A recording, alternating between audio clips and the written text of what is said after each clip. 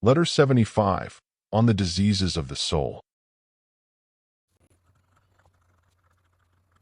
You have been complaining that my letters to you are rather carelessly written. Now who talks carefully unless he also desires to talk affectedly? I prefer that my letters should be just what my conversation would be if you and I were sitting in one another's company or taking walks together, spontaneous and easy, for my letters have nothing strained or artificial about them. If it were possible, I should prefer to show, rather than speak, my feelings. Even if I were arguing a point, I should not stamp my foot, or toss my arms about, or raise my voice. But I should leave that sort of thing to the orator, and should be content to have conveyed my feelings to you without having either embellished them or lowered their dignity. I should like to convince you entirely of this one fact, that I feel whatever I say, that I not only feel it, but am wedded to it. It is one sort of kiss which a man gives his mistress, and another which he gives his children. Yet in the father's embrace also, holy and restrained as it is, plenty of affection is disclosed. I prefer, however, that our conversation on matters so important should not be meager and dry, for even philosophy does not renounce the company of cleverness. One should not, however, bestow very much attention upon mere words. Let this be the kernel of my idea. Let us say what we feel, and feel what we say. Let speech harmonize with life. That man has fulfilled his promise who is the same person both when you see him and when you hear him. We shall not fail to see what sort of man he is and how large a man he is, if only he is one and the same. Our words should aim not to please, but to help.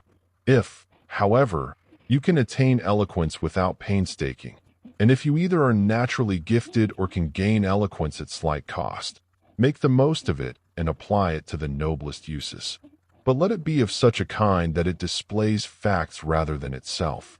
It and the other arts are wholly concerned with cleverness, but our business here is the soul.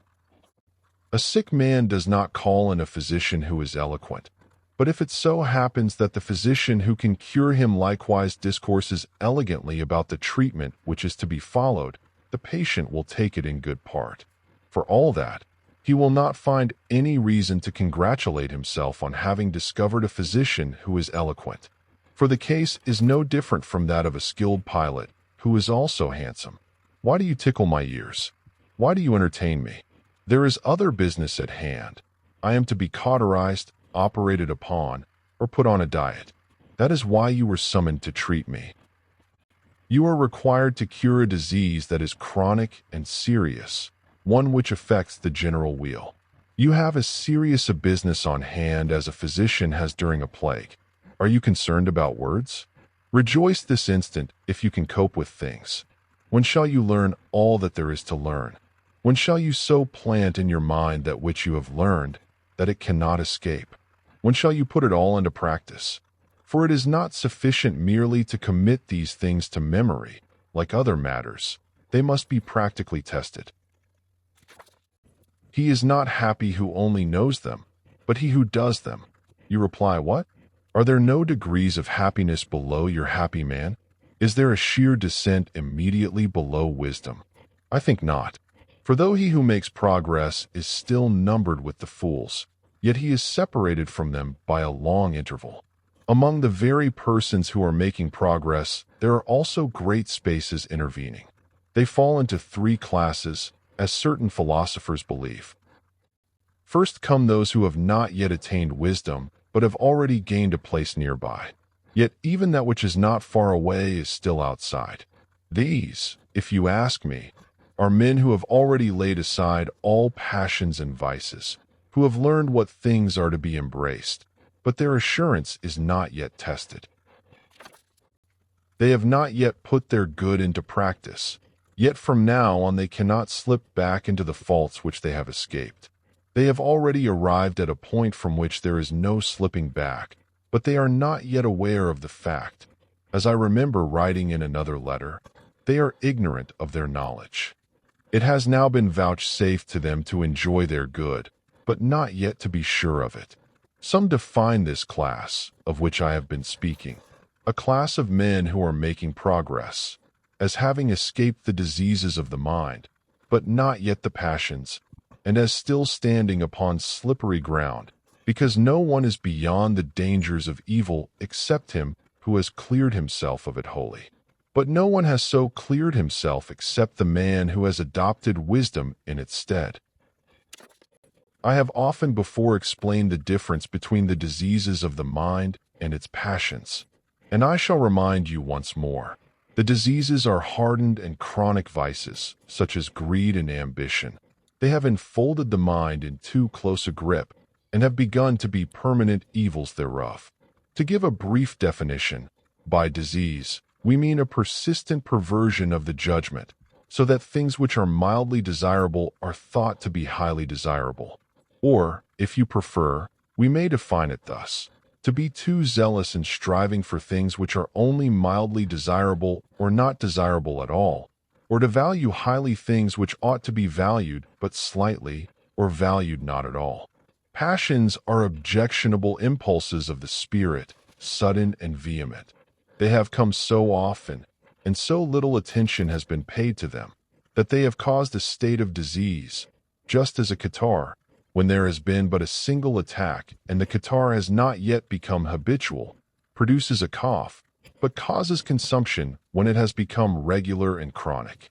Therefore we may say that those who have made most progress are beyond the reach of the diseases, but they still feel the passions, even when very near perfection.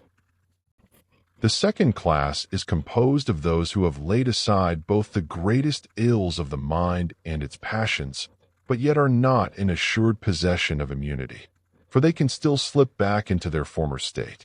The third class are beyond the reach of many of the vices, and particularly of the great vices, but not beyond the reach of all.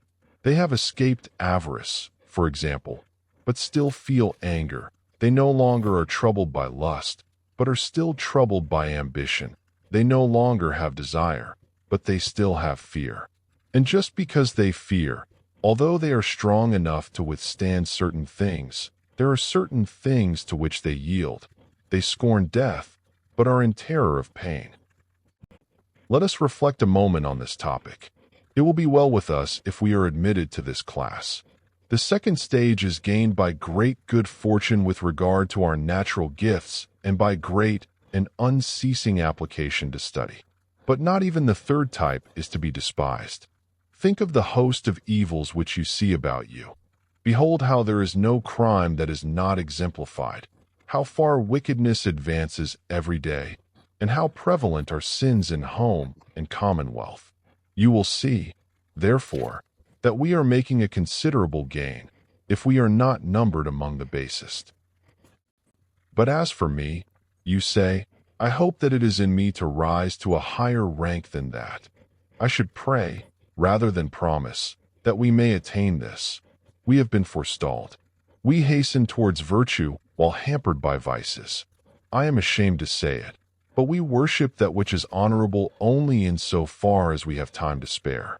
But what a rich reward awaits us if only we break off the affairs which forestall us and the evils that cling to us with utter tenacity. Then neither desire nor fear shall rout us. Undisturbed by fears, unspoiled by pleasures, we shall be afraid neither of death nor of the gods.